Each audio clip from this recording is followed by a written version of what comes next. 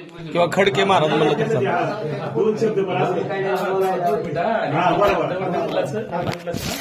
हनुमंत.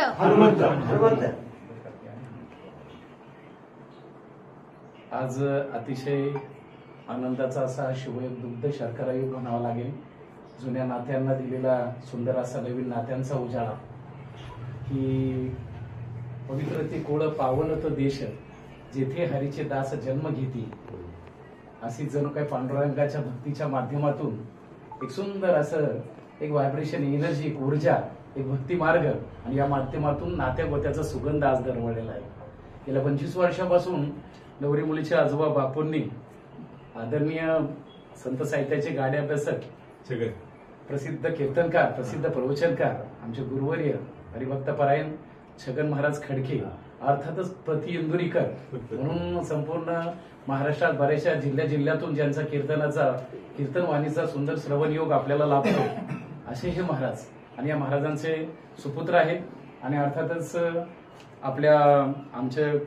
आमच्या सानिध्यात गेल्या कित्येक वर्षापासून 10 वर्षापासून असणारा हाके परिवार, एक आदर्श परिवार, अर्थातच ज्ञानोबा माधवराव हाके, हरिभक्तपरायण ज्ञानोबा माधवराव हाके यांची कन्या नवरी मुलगी चिरंजीव सौभाग्य कांक्षिणी पूजा, त्याचप्रमाणे आपल्या सर्वांचे सांप्रदायिक क्षेत्रातील गुरुवर्य अर्थात प्रसिद्ध कीर्तनकार मुकुंद महाराज खडके महाराज, छगन महाराज खडके महाराज यांचे सुपुत्र नवरदेव मुलगा हनुमंत, नवरी मुलगी चिरंजीव सौभाग्य कांक्षिणी पूजा आणि नवरदेव मुलगा हनुमंत, या 2 नियोजित नवोदरांचा आजचा गोड हा सुंदर असा शुभयोग आणि अर्थातच गोड असा हा साखरपडा समारंभ.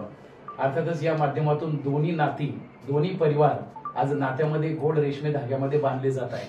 सुंदर असा शुभयोग आज या पवित्र अशा भूमीमध्ये महाराजांच्या निवासस्थानी आज या ठिकाणी संपन्न होत आहे.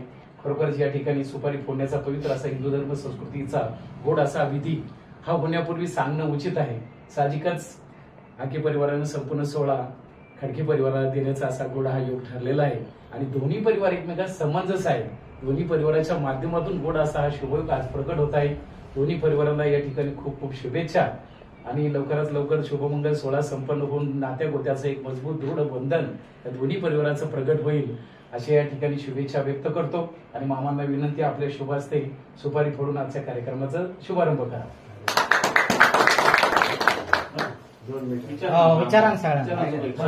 अजून राहिले वाटतं. नाही, हे बापूला बोलायचे. बापू बोला. हा बापू इकडे तोंड करून बोला. एक तोळावर सोनं आणि लग्न करून चालतंय. टाळ्या वाजवा त्यांच्यासाठी. नाही, ते असं आमच्याकडे पद्धत आहे.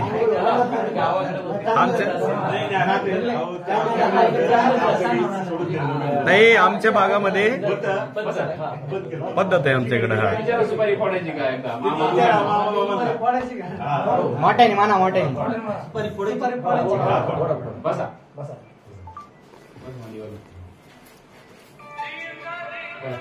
अंकल या ना आतमध्ये. अरे इकडे, अरे ते इकडे गेलाच पस्तीस कुठे दाढी केली.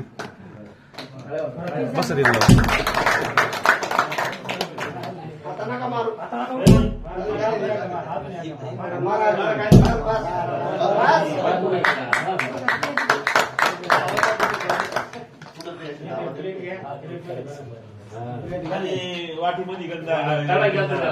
गंध कालून द्या. आता गंध कालून आहे ना.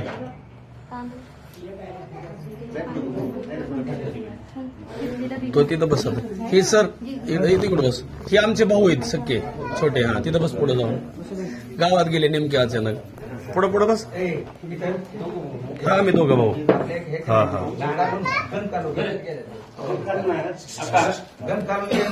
गंध कालवायला तिकडे घालायला.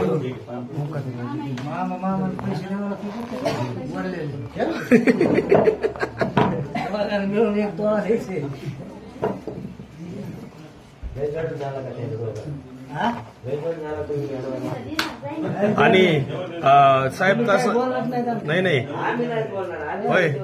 ते लग्नाचं काय किती काय कोणत्या काळात करायचं ते पाहुण्याला विचारलं का बापू? हा शिमग्या पाडव्याच्या मध्ये करायचं बरं असं ते तुमच्याच मनावर हा आणि ते तुम्हाला जसं करायचंय बरं हा नाही काही नाही चांगलं आहे ना लावायले गंध लावायले ते का आले आणायले कोण लावणार आहे तूच लावणार आहे लावा टोपी द्या ना अंकलला. चालतंय चिमग्या पाड्याच्या मध्ये करा तुम्हाला जेवण वाटेल तसं करायचं काय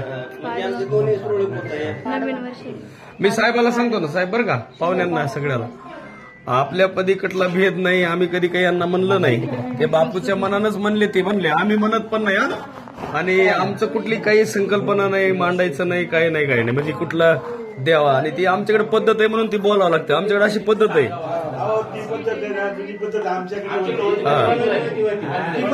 हा बंद झाली काय झालं माहिती का सांगण्याचा योग फार पुढे गेला हा लोक असू द्या 20 तोळे 30 तोळे असा भाग हे उल्लेख करायचा बंद केला त्याच्यामुळे जागृती टाकायची शांत राहायची काय नाही पण हे पण कसं त्यांना आमचं चर्चा व्हायची ना मग बापूला वाटायचं लोड येईल बा कसं करावं मी म्हणायचं आपल्याला काही नाही आता मी मग काका नाही बोललो आहे का नाही काही आपल्याकडे अपेक्षा काही नाही शून्य अपेक्षा आहे काही नाही प्रॉब्लेम फक्त आम्हाला जे लक्ष्मी मिळाली ती धन आहे तेच बस बाकी काही नाही आणि आमच्या ती कुणाची काही अपेक्षा नाही हा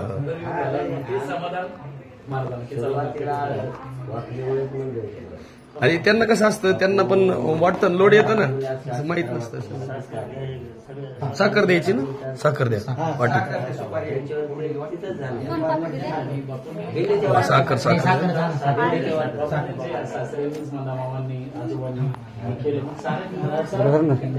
विश्वास प्रगट झाला की सारं त्यांना अभिमान वाटलं पाहिजे आम्ही बसलो होतो ना सगळे घरात सारखे करताना बापाने जे आपल्या मुलींचं आयुष्यात एवढं केलं लोकांनी सांभाळलं ते करत असताना आता नातीच्या एका बाबतीत ते निर्णय घेतात सर्वांना त्यांना ते पटलं आवडलं सर्वांना आणि आता तुम्ही म्हटलं ते बरोबर झालं की चला बापूंनी एक स्वतः त्यांच्या भावना पटकन प्रगट केला त्यांच्यावर एक दडपण दबाव शब्द काय झाला माहिती का मोकळा झाला दोन्ही कडच्या चांगलं झालं हा विषय नाही राहिला ना नाही पाहुणा आता तुम्ही काही बोलले बी नसते तरी आमचं काही नाही बाहेर नेले मला तसं कसं मला तसं नाही तसं भागामध्ये कसं आहे ज्यावेळेस आपलं ठरवलं तिथून पुढे सुपारी आणणार हा ती पद्धत असते ती आणणार आता ही अगोदरच सुपारी ही आमच्याकडे काही नाही ना वाटलं आमच्याकडे कसं इकडे आहे ना तसलं काही नसल्यामुळे मग डायरेक्ट असतंय सगळं चला सुरू करा आजवर कानाला कान लावून गेला ते दोघं जण पीत राहते नाही पण आम्ही पण तसलं बी काही नव्हतं हे पाहुणा वयासोबत रात्रभर होतं गाडीमध्ये आम्ही त्याविषयी बोललोच नाही काहीच नाही म्हणजे फक्त एक त्यांना गावाकडे यायचंय बापू येणार आहेत उगाच जमीन थोडी बघायची बा आणि उगाच सहज डोळ्यानं बघून यायचे अशीच इच्छा होती गावाकडे यायचं तर आणि आम्ही साहेबांना म्हणलं होतं सहज आमच्याकडे वडाचं झाड बघा या आता ते इतक्या अवघा लवकर आला की 7-8 दिवसातच आलेत सांगितलं मी या म्हणून चालेल या निमित्ताने तरी आवर्जून नैसर्गिक वातावरण योग त्या जागेवरचा इतिहास म्हणजे असा आहे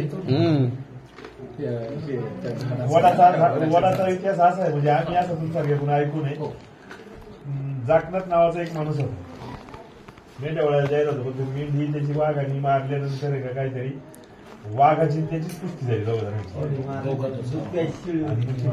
मारल्यामुळे का नाही मग तो माणूस मेला तो जो होता मारा दोघांची पुष्टी झाली तो मेला तो माणूस मेला पण त्यांनी वाघ मारला दोघं गेले सगळे आणि त्यांची बहीण जेव्हा त्यांना पाणी घेऊन आली होती तिनं ते पाहिल्यानंतर तिने तांबेड वगैरे मारून घेतलं ती मेली म्हणजे 5 असे असे 5 जीव जाईल त्या जागेवर आणि त्या जागेवर मग तुमच्या आमच्या सारख्याने काय केलं त्यांच्या पूर्वजांनी वडाची एक फांदी आणून लावून दिली निशांनी म्हणून हो, असे लावले त्या भोवताली. हा चांगले मानतात ते लोक तिथल्या त्या जागेवर दसरा मोठी तमाशा व्यवस्था राहतो. आज ती झाडे ना कमीत कमी 3 एकरच्या पुढे एक झाड तिथं फुटलं ना तिथं असं टेकलं ना तिथं फुटले तिथं टेकलं तिथं फुटले. आणि ज्यांनी कट केलं त्यांना काढून टाकलं. डोळेच गेले त्यांचे काय हो असा एक प्रकार आहे. त्यांनी आता तसं काय ज्यांच्या वावरात टेकलं ना मग तिने कुराडी येऊन तोडलं ना संपले डोळे असं झालं त्यांचं. आता काय करा हा हा जेवायला आपण त्याला बसायचं जेवायला इथं बसायचं. त्यांचं काय मत आहे तिथे जेवाय कुठं बसवायचंय?